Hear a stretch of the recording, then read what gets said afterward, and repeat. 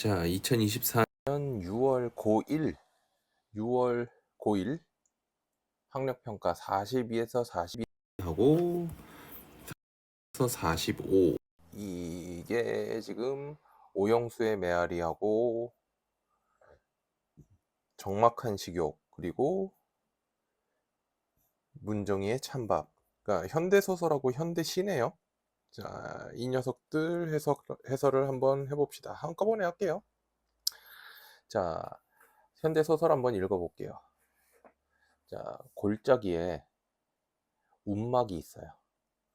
양동욱 내외는 부부죠. 부부가 들어왔어. 동욱 내외는 지리산 공비소탕. 이 공비소탕이 이제 그 1940년부터 한 70년 사이에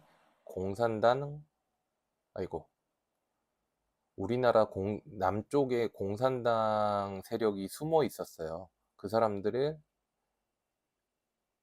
소탕을 한 건데, 다른 말로는 빨치산이라. 그게 완료되던 다음에 봄에 여기를 찾아들었대요. 피난살이. 그러니까 이거는 피난살이를 부산에서 했다는 소리는 이건 6.25 이후라는 소리죠.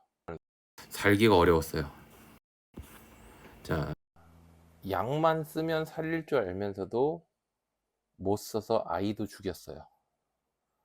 그래서 판잣집이 헐리니까 그냥 어쩔 수 없어서 떠나버렸대요.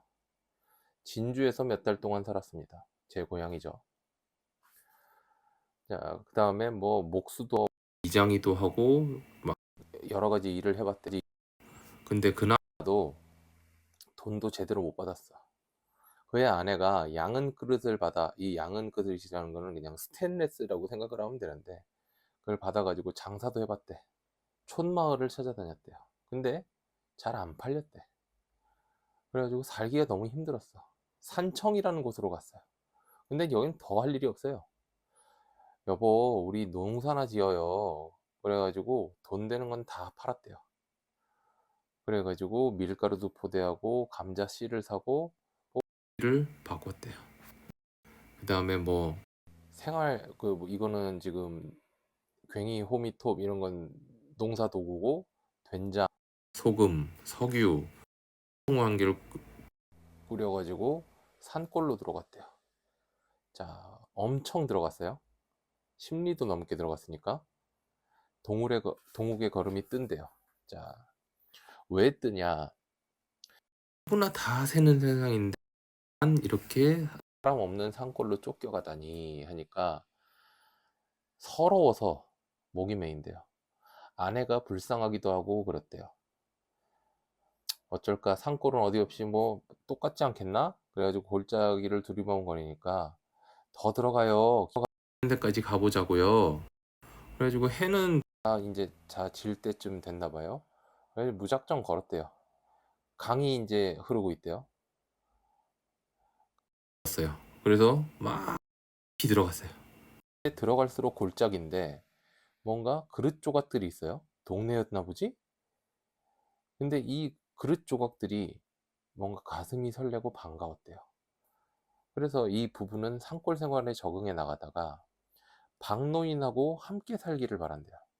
근데 이 사람은 과거에 자신을 배신했지만 가엾은 처지가 된 윤생원이라는 사람을 또 거두어가지고 부부를 찾아와서 같이 산대요. 그 윤생원 또 농사를 지으러 가네요. 근데 아직 다 차지도 않은 뒷간 화장실, 여기다가 물을 타가지고 보리고 이제 거름 주는 거죠. 자, 그래서 박노인도 나무를 베고 열심히 일하네요. 근데 어느 날 밤이었대요. 박노인이 아유 벌써 진달래가 폈대. 아유, 그러니까 아내가 나물이 돋겠네. 역시 나물은 야산이 달라. 여긴 산이 깊어서. 그럼 감자 씨도 할까 하니까 씨는 많아? 한 두어 말 돼요. 그러니까 윤생원이 돼지는 언제 살까요? 그러니까 박노인이 생각이 난 듯이 세전에 누가 굿이 2개 팔라고 하던데, 굿이 2개 팔면 돼지 새끼 한 새끼가 구유가 뭐예요? 아, 말이나 소에 먹이를 담아주는 그릇. 아, 이거를 팔아달라고 하는데 그거를 팔면 사질까? 그러면 그러니까 윤생원이 안 되면 뭐 도끼자루하고 다 살도 다 팔지 뭐. 나도 산나물 사면 여기서 다 보탤래. 그래가지고 네 사람이 다 힘을 합친 거죠. 그래가지고 밭부터 이제 딱 작업을 하고 있는 거죠. 동욱이랑 윤생원이 일을 돕고, 그리고 막 씨를 심고 사흘이 걸. 그래서 동욱하고 박노인에 따라서 산에서 그 아까 구유를 만들 만한 나무 내린 거죠. 닭이 막 자리 찾는데요. 알은 딱 17개 나왔대요.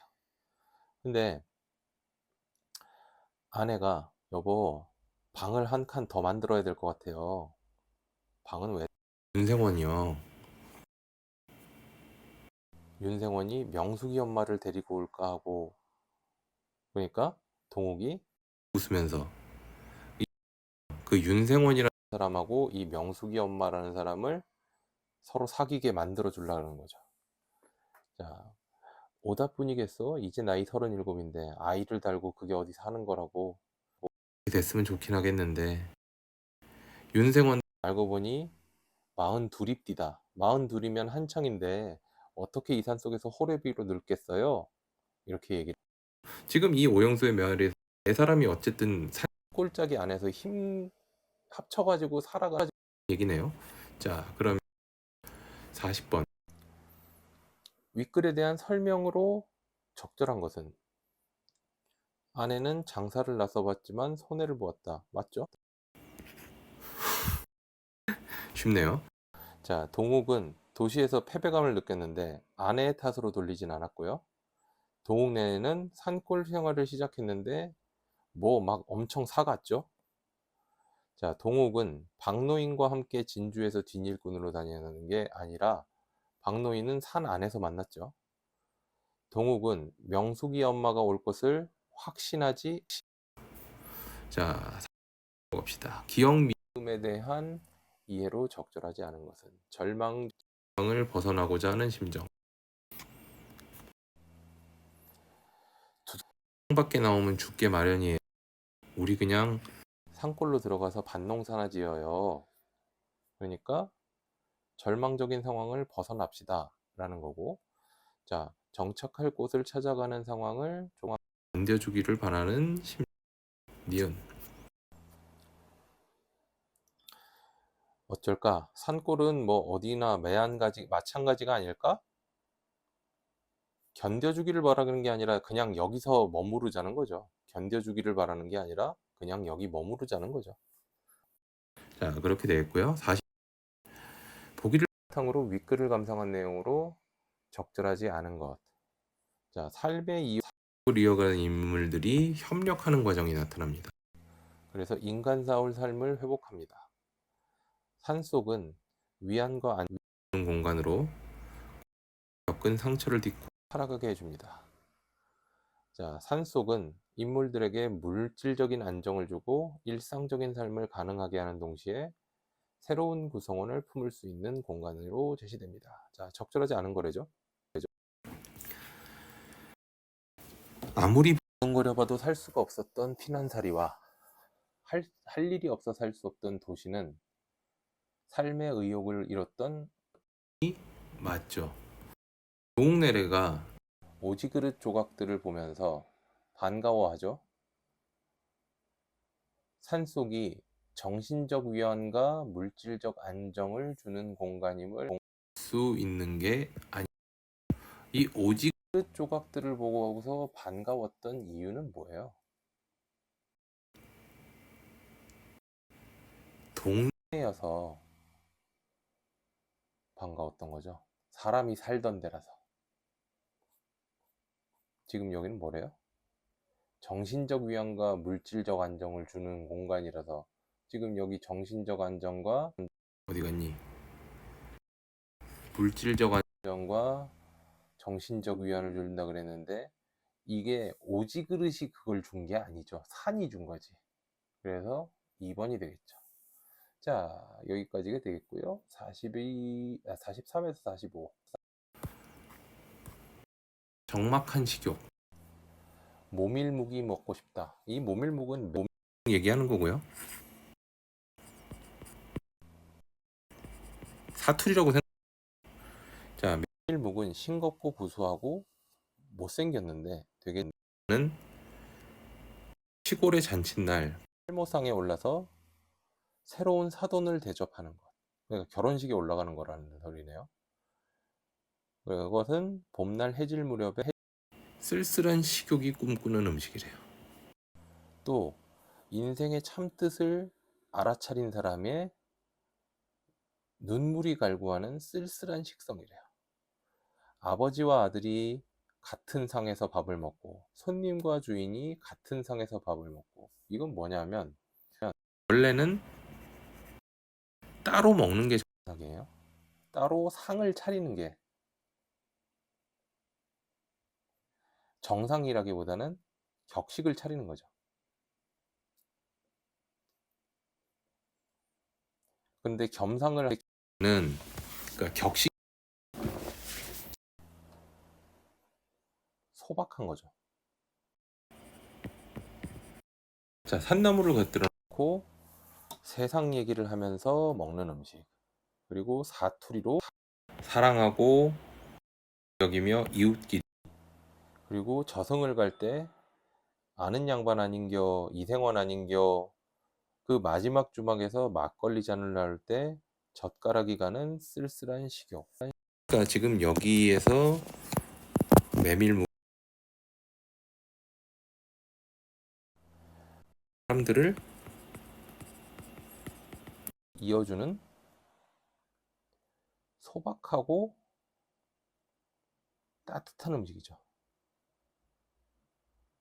그러니까 별로 그렇게 화려한 음식인데 이 소박하고 를 이어주는 기운이 있는 거죠. 그런 식욕이란 겠죠. 이 적막하다는 거는 아니에요. 이 적막하다는 거는 조용하다는 거예요. 자, 그 다음에 아픈 몸을 일으켜서 찬밥을 먹는데 이 찬밥이 목을 쑤신대요. 지금은 전기 제품이 있어서 금방 따끈한 밥이 나오는데 오늘 혼자 찬밥을 먹어. 가족한테는 따스한 밥을 먹고 찬밥을 먹던 사람이 입 빠진 그릇. 이거는 테두리가 깨진 거죠. 찬밥을 훑어 누가 남긴 무 조각에 생선 가시를 핥고 제일 따스한 사랑을 뿜던 그녀. 어머니죠. 어머니도 혼자 달그락거리던 그 손이 그리워. 자, 어머니가 그리워서 찬밥을 먹는다는 거죠. 자, 집집마다 신을 보낼 수 없다. 그거는 하느님 같은 신이죠.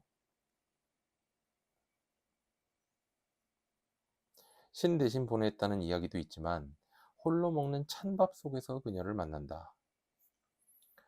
오늘 세상의 찬밥이 되어 세상의 찬밥이 되어 이 얘기는 뭐냐? 여기서는 비유적인데 세상에서 쓸모없는 사람이 됐죠. 왜?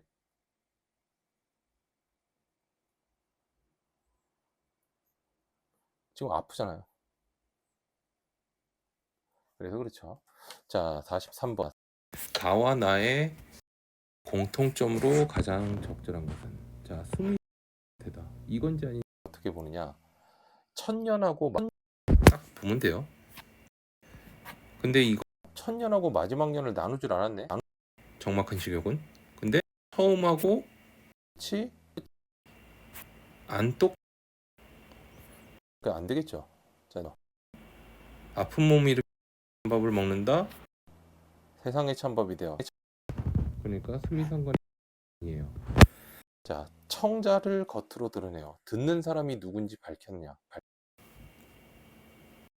밝혔죠.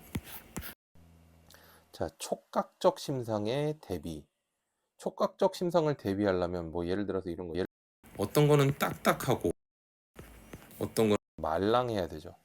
그러니까 이런 류의 것이 거칠거칠 부드럽거나 이런 게 있어야 되는데, 이런 게